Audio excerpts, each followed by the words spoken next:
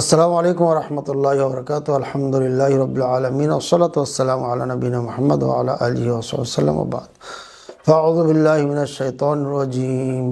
ফালআনা বাশিরুহুন্না ওয়াবতাগু মা কাতাবাল্লাহু লাকুম وكلوا واشربوا حتى يتبين لكم الخيط الأبيض من الخيط الأسود من الفجر ثم أتموا الصيام إلى الليل।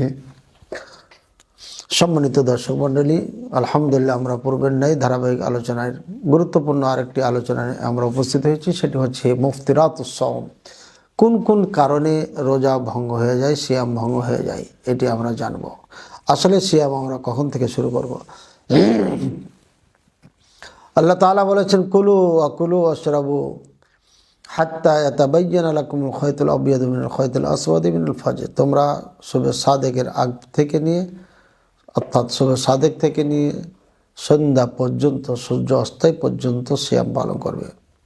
সিয়াম মানে খাওয়া পান করা, যে কোনো হালাল বস্তু যেটা আমাদের জন্য অন্য অন্য মাসে বৈধ ছিল, এসব বৈধ জিনিস, হালাল জিনিস ভক্ষণ করার থেকে নিষেধ করা হয়েছে। এগুলোর থেকে বিরত থাকবে, অর্থাৎ খাওয়া পান আহার থেকে।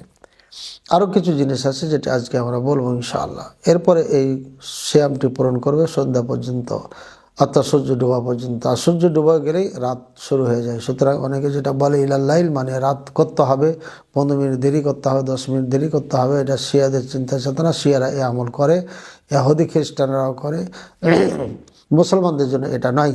তবে মনে রাখতে হবে, সূর্য ডোবার 1-2 মিনিট দেরি করা, জেনে শুনে হোক অজান্তে হোক, 1 মিনিট 2 মিনিট দেরি করলে পারে এটা কোনো ক্ষতি করে না, এবং এটার জন্য সিয়াম নষ্ট হয়ে যাবে, ভঙ্গ হয়ে যাবে, এমনটি নয়। বরঞ্চ আপনার সঠিক টাইমে ইফতার করতে হবে, এটা সুন্নাত। যদি কনফিউশন থাকে তাহলে পরে অবশ্যই একটু গবেষণার ভিত্তিতে চিন্তা করে 1-2 মিনিট দেরি এদিক ওদিক হলে কোনো সমস্যা নাই, কিন্তু আগে ইফতার করলে পরে সিয়াম আপনার নষ্ট হয়ে যাবে, এটাই বড় আশঙ্কা রয়েছে। আল্লাহ তাআলা আমাদের বোঝার তৌফিক দান করুন।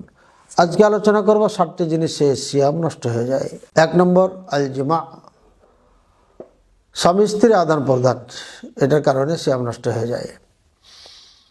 আল্লাহ তাআলা, আল্লাহ রাসূল সাল্লাল্লাহু আলাইহি সাল্লাম বলেছেন, একজন সাহাবী, সহিহ মুসলিম হাদিস আছে, তিনি বলছেন, হে আল্লাহ রাসূল সাল্লাল্লাহু আলাইহি সাল্লাম, আমি তো ভুল করে ফেলেছি। তারপরে উনি ঘটনা বললেন। তো আল্লাহ রাসূল সাল্লাল্লাহু আলাইহি সাল্লাম বলছেন, তুমি কি একটা গোলাম স্বাধীন করতে পারবে? বলছে, ক্বালা লা। ক্বালা হাল তাস্তাতিউ সিয়ামা শাহরাইন মুতাতাবিআইন, তুমি কি লাগাতার 2 মাস রোজা রাখতে পারবে? তোর বলছে, লা ইয়া রাসূলুল্লাহ সাল্লাল্লাহু আলাইহি ওয়াসাল্লাম, এটা কেমনে? আমি তো 30 দিনই পারলাম না, তাহলে 60 দিন কেমনে পারি? ক্বালা ফাআতইম 60 মিসকিনান, তাহলে তুমি 60টা মিসকিনকে খাইয়ে দাও। স্বামী স্ত্রীর আদান প্রদান করেই ফেলে ভুলবশত, তাদের হুকুম ইচ্ছাকৃত যদি হয় তাহলে আল্লাহর কাছে তওবা করবে, ক্ষমা চাবে, এবং সিয়াম কাফারা দিবে। এই সিয়ামের কাফারা কি? কাফারা হচ্ছে গোলাম স্বাধীন করতে হবে, নাহলে 60টি রোজা রাখতে হবে লাগাতার, আর নয় 60টি মিসকিনকে খাওয়াতে হবে।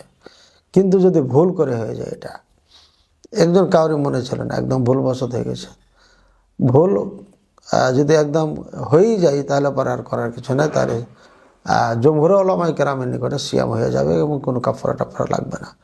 তবে কেউ কেউ বলেছে না, এটার ক্ষেত্রে ভিন্ন মাসালা। এমন এই অবস্থায় যদি হয়ে যায় তাহলে পরে তাকে কাফারা দিতে হবে, এবং তওবা করবে, এবং রোজা সিয়াম পালন করবে,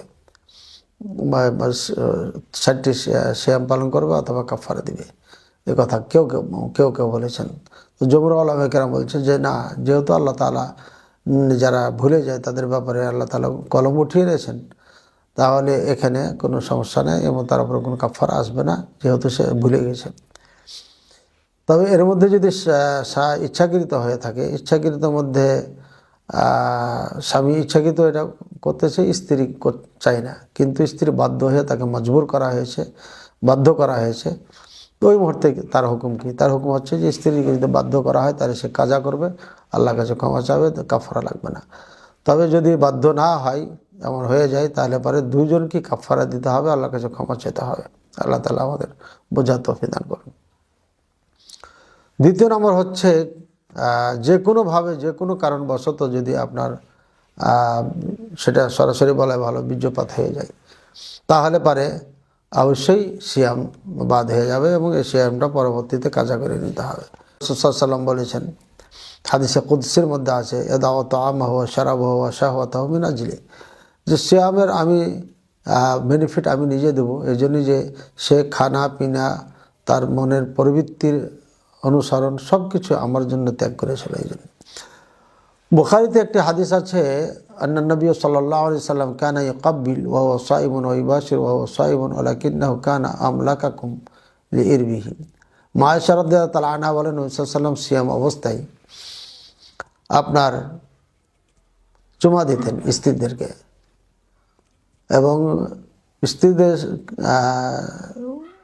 গায়ে লাগাইতেন, স্পর্শ করতেন সিয়াম অবস্থায়, কিন্তু তিনি এই ব্যাপারে নিজকে কন্ট্রোল করার ক্ষমতা ছিল। অর্থাৎ বোঝা যাচ্ছে যে এটা করা যায় যাচ্ছে, কিন্তু যাদের কন্ট্রোলিং পাওয়ার নাই তারা এই কাজ করবে না, দূরে থাকবে। আল্লাহ তাআলা আমাদের বোঝা তৌফিক দান করুন। তৃতীয় নম্বর হচ্ছে আল আকলু ওয়া শুরবু, আপনার ইচ্ছাকৃত খাওয়া এবং পান করা। অনিচ্ছাকৃত যদি কেউ খেয়ে নেয়, পান করে নেয়, তাহলে হবে রোজা সিয়ামের কোনো সমস্যা হবে না। ইচ্ছাকৃত যদি হয়ে যায় তাহলে পরে এটা হয়ে যাবে, আপনার সিয়াম নষ্ট হয়ে যাবে। অনিচ্ছাকৃত হলে নষ্ট হবে না। যেমন রাসূলুল্লাহ সাল্লাল্লাহু আলাইহি ওয়াসাল্লাম বলেছেন যে কেউ যদি পান করে নেয়, খেয়ে নেয়, তাহলে পরে এটা আল্লাহ তাআলা তাকে খাওয়াই দেন। যেহেতু আল্লাহ তাআলা খাওয়াই দেন, কাজে এখানে আল্লাহর পক্ষ থেকে তাকে এটা সুযোগ করে দিয়েছেন। চতুর্থ নম্বর হচ্ছে মা কানা বিমা'নাল আকল ওয়া শুরব ওয়া শাইআন, যেটা খাওয়া এবং পান করার সমকক্ষ বা তার স্থান গ্রহণ করে, অর্থাৎ খাওয়ার কাজ করে, পানের কাজ করে। এটা দুই প্রকার হতে পারে। একটা হচ্ছে হাকনুদ্দাম বিশ্বআই, সিয়াম অবস্থায় আপনার রক্ত প্রদান করা শরীরে, তো রক্ত দিলে পরে এটা যেহেতু খাওয়ার কাজ করে, রক্ত তৈরি হয়, কাজে এটা রোজা সিয়াম ভেঙে যাবে। আর একটা হচ্ছে আল ইবরুল মাগজিয়া আল্লাতি ইকতাফা বিহা আনিল আকল ওয়া শুরব, এমন ইঞ্জেকশন যে ইঞ্জেকশন দিয়ে খাওয়ার কাজ করে, যেমন স্যালাইন আছে, বিভিন্ন ওষুধ পানি আছে, ইঞ্জেকশনের মাধ্যমে সেটা দেওয়া হয়। তো সুতরাং ইঞ্জেকশনের মাধ্যমে পোষ করা হোক আর যে রক্ত পোষ করা হোক, এই দুটি যেটা খাওয়া এবং পান করার স্থান গ্রহণ করেছে বা কাজ করে, এই জন্যে এটা করলে পারে রোজা ভেঙে যাবে, নষ্ট হয়ে যাবে। এখন কাউকে রক্ত দেওয়ার প্রয়োজন হয়ে গেছে, তাহলে কি করবে? যদি অধিক রক্ত দিতে হয় তাহলে পারে সে সিয়াম ভেঙে দিবে এবং পুনরায় কাজা করে নেবে। যদি এমার্জেন্সি হয়ে যায়, জীবন বাঁচানো ফরজ হয়ে যায়, তখন এই কাজটা করতে পারবে। অর্থাৎ কাউরি জীবন বাঁচানোর জন্য সিয়াম ছেড়ে দিয়ে রক্ত তাকে দিতে পারবে, কারণ এই অধিক এক ব্যাগ রক্ত দেওয়ার কারণে রোজা নষ্ট হয়ে যায়, এটাই উলামায়ে কেরাম বলেছেন।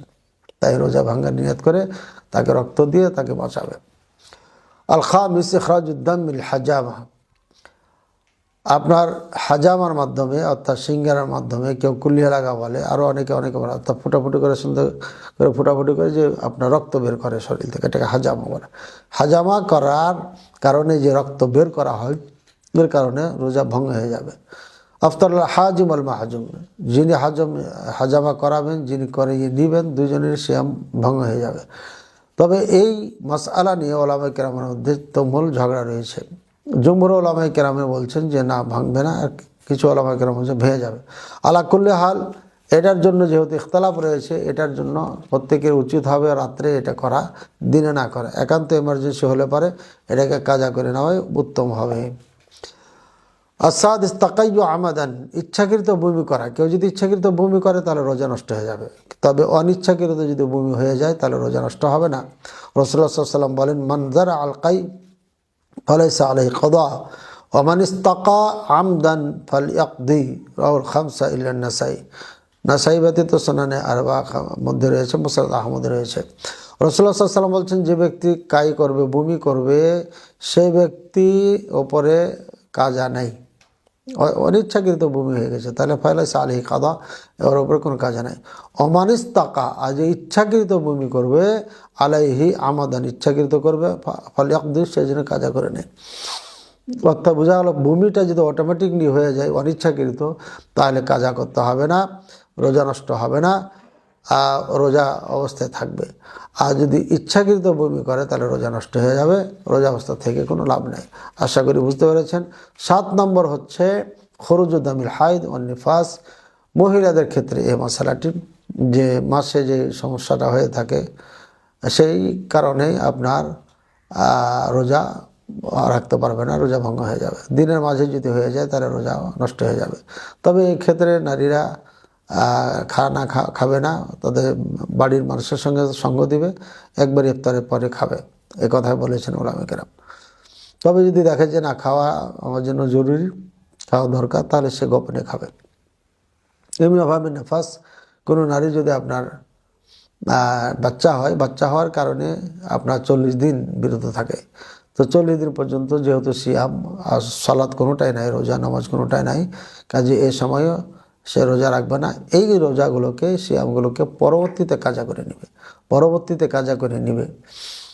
যখন বাচ্চা বড় হবে বা বাচ্চা হয়ে যাবে, এরপরে 5 মাস 6 মাস গেলে পারে, বাচ্চা যখন কিছু খেতে শিখবে 6-7 মাস 8 মাস পরে, তখন এই সিয়ামগুলো পালন করে নেবে।